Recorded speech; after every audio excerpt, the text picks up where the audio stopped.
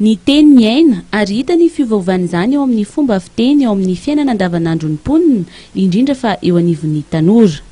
Saika isan-taona dia misy teny vaovao foana ampiasain'ny tanora ary vetivety dia hainy ny be sy ny maro tahaka ny tatasika, kaizakaiza. Andao arahantsika izany.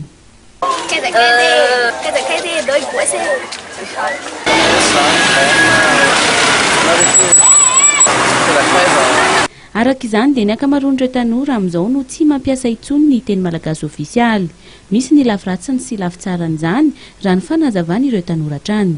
Fahitako an'ilay hoe argot zany lasa ohatran'ny lasa langage familial na ny jeune lasa ohatra tsy dia mampiasa teny ofisialy intsony ny tanora famoronany anatin'izay satria izay le lasa ohatran'ny efa hoe langage amindroy fa le izy tsara misy lafitsarany dia misy lafiratsiny. Le lafitsarany angamba no amin'ny fivoarana satria na ny any an-davy ary nefa miteny ny any zao hoe ny any ivelany moa zany ohatra hoe Paris efa miteny izy hoe anatin'ny fotoana zao dia iverany laozy izay no mety lafiratsiny aty mitovy amin'izay motsika anatin'ny fotoana fitsira dia mety sarotra be ny ahitan'izany olona hiteny hoe malagasy ofisialy ohatra hoe Takamo, hainao manjery, vata fahita lavitra.